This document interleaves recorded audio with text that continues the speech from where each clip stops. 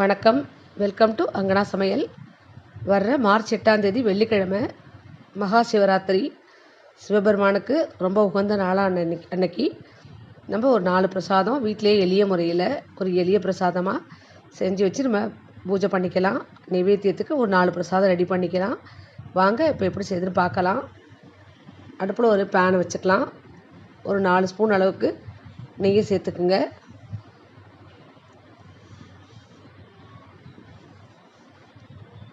இப்போ இதில் கொஞ்சம் முந்திரி திராட்சையை வறுத்துக்கலாம். முதல்ல நம்ம கோதுமை வச்சு ஒரு இனிப்பு பிரசாதம் தான் செய்ய போகிறோம். இப்போ இந்த முந்திரி திராட்சையை வறுத்து எடுத்துக்கலாம்.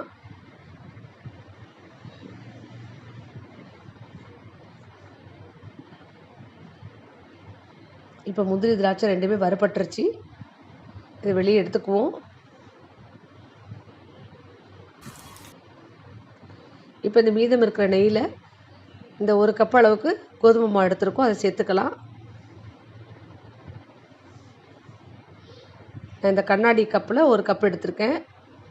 அந்த கோதுமை மாவு சேர்த்து நல்லா வறுத்துக்குவோம். இப்போ இதுக்கு இடையில் நம்ம இதுக்கு தேவையான வெல்லத்தை கரைச்சிக்கலாம். தண்ணி சேர்த்து கொதிக்க வைக்கணும். இப்போ 1 கப்பு கோதுமை மாவுக்கு 1 கப்பு வெல்லம் பொடிச்சு எடுத்திருக்கேன். 2 பங்கு தண்ணி, 2 கப்பு தண்ணி சேர்த்து நல்லா கொதிக்க வச்சுப்போம். இது கொதிச்சிட்டு இருக்கும்போது திரும்பவும் இந்த மாவை வறுத்துக்கலாம். இந்த மாவு நல்லா செவக்க வாசம் வர வரைக்கும் வறுக்கணும். இப்போ நல்லா மாவு செவக்க வறுபட்டுருச்சு. இப்போ நம்ம கொதிச்சிட்டு இருக்கிற வெள்ளை தண்ணியை இதில் சேர்த்துடலாம்.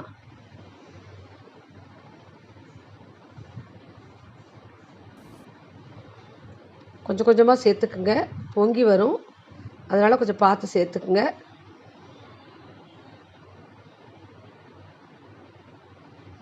இப்போ எல்லா வெள்ளை கரைசலும் சேர்த்தாச்சு. இப்போ கைவிடாமல் நல்லா கிளறணும். லேசாக கட்டி இருக்கிற மாதிரி தெரியும், ஆனால் கிளற கிளற அது கட்டியெல்லாம் கரைஞ்சி ஈவனாக வந்துடும். இப்போ நல்லா கைவிடாமல் கிளறணும். இந்த மாவு நல்லா வெந்து பாத்திரத்தில் ஒட்டாத பதம் வர வரைக்கும் நல்லா கிளறிக்கணும்.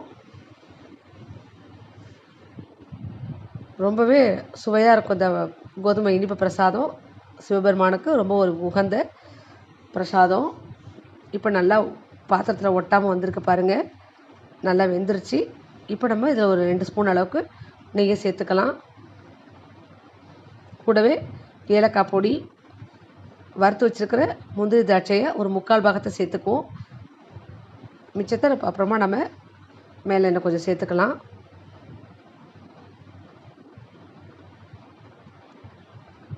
நல்லா கிளறி விட்டுப்போம்.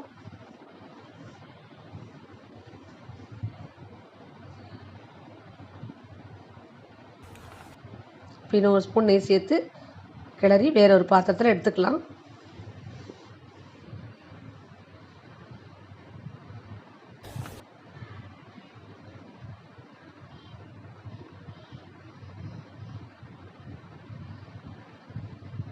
இப்போ நமக்கு கோதுமை இனிப்பு பிரசாதம் ரெடி ஆயிடுச்சு.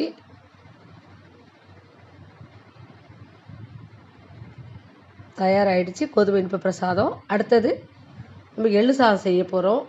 இப்போ அதுக்கு வேறு ஒரு பேன் அடுப்பில் வச்சுக்கிட்டு ஒரு 2 காஞ்ச மிளகா, ஒரு 1½ டேபிள் ஸ்பூன் அளவுக்கு எள் எடுத்துருக்கேன், கொஞ்சமாக பெருங்காயம், எல்லாத்தையுமே நல்லா வறுத்துக்க போகிறோம். முதல்ல மிளகாயும் பெருங்காயத்தையும் போட்டு நல்லா வறுத்துக்கலாம். மிளகாயும் பெருங்காயம் லேசாக வறுபட்டதும் எள்ளை சேர்த்துக்குவோம். இந்த எள் நல்லா பொரிஞ்சு வரணும், அது வரைக்கும் நல்லா வறுத்துக்கலாம்.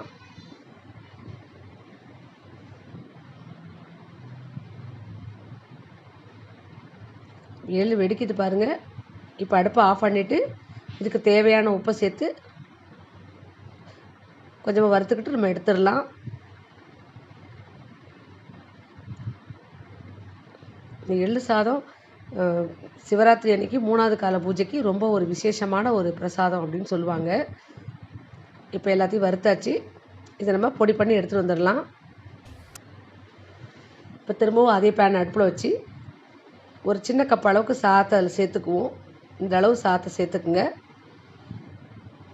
சேர்த்துக்கிட்டு நம்ம பொடி பண்ண எள்ளு பொடியை சேர்த்துக்கலாம். கூடவே கொஞ்சமாக நல்லெண்ணெய் சேர்த்து எல்லாத்தையும் நல்லா கிளறி எடுத்துக்கலாம்.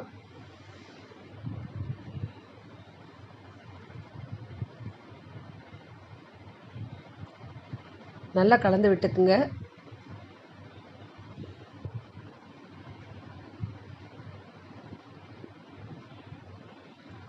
இதையும் நல்லா கலந்துக்கிட்டு வேற ஒரு பாத்திரத்தில் நம்ம எடுத்துக்கலாம்.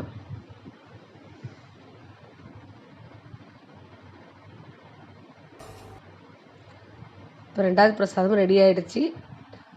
எள்ளு சாதம், கோதுமை இனிப்பு பிரசாதம் 2ம் ரெடி ஆகிடுச்சு. அடுத்தது நம்ம பேரிச்சம்பழம் மாதுளம்பழத்தை வச்சு ஒரு பிரசாதம் ரெடி பண்ணிக்க போகிறோம்.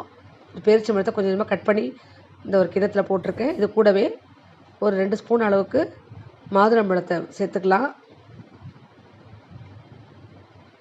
இது கூடவே கொஞ்சமாக காஞ்ச திராட்சை சேர்த்துக்குங்க.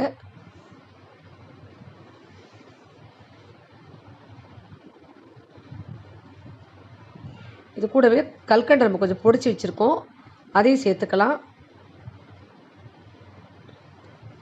இந்த பழப்பிரசாதம் கடவுளுக்கு ரொம்ப உகந்த ஒரு பிரசாதம். இது கூடவே கொஞ்சமாக நெய் சேர்த்து ஏலக்காய் பொடி சேர்த்து நல்லா கலந்து எடுத்துக்கலாம்.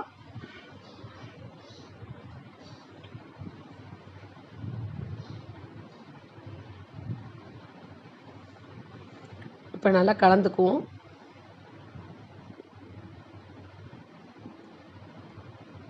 இப்போ நமக்கு 3வது பிரசாதமும் ரெடி ஆகிடுச்சு. அடுத்தது பசும்பால் தான். பசும்பாலை சூடாக காய்ச்சி எடுத்து வந்திருக்கோம். அதில் கொஞ்சமாக கல்கண்டு சேர்த்துக்கலாம். கொஞ்சம் ஏலக்காய் பொடி சேர்த்துக்குவோம். இன்னும் கொஞ்சம் முழு கல்கண்டை சேர்த்துக்கிட்டு மேலே கொஞ்சம் பாதாம் இடித்து வச்சுருக்கோம், அதையும் சேர்த்துக்கிட்டு எடுத்துக்கலாம். இப்போ நமக்கு 4 பிரசாதமும் ரெடி ஆகிடுச்சு. மகா சிவராத்திரி அன்னைக்கு சிவபெருமானுக்கு உகந்த ஒரு 4 பிரசாதம் எளிய முறையிலே வீட்டில் ரெடி பண்ணியாச்சு. நம்ம இதை விசேஷத்துக்கு பூஜை பண்ணி நெய்வேத்தியத்துக்கு ரொம்ப உகந்த 4 பிரசாதமும் ரெடி பண்ணியாச்சு. நீங்களும் இது மாதிரி செஞ்சு பாருங்கள். நம்ம 4 காலத்துக்கு செய்ய முடியலைனாலும் நம்ம 6 மணிக்கு மேலே எல்லா பிரசாதத்தையும் வச்சு நம்ம சிவபெருமானை வணங்கி வழிபடலாம். இந்த வீடியோ பிடிச்சிருந்தால் மறக்காமல் லைக் பண்ணுங்கள், நம்ம சேனலுக்கு சப்ஸ்கிரைப் பண்ணுங்கள். நன்றி, வணக்கம்.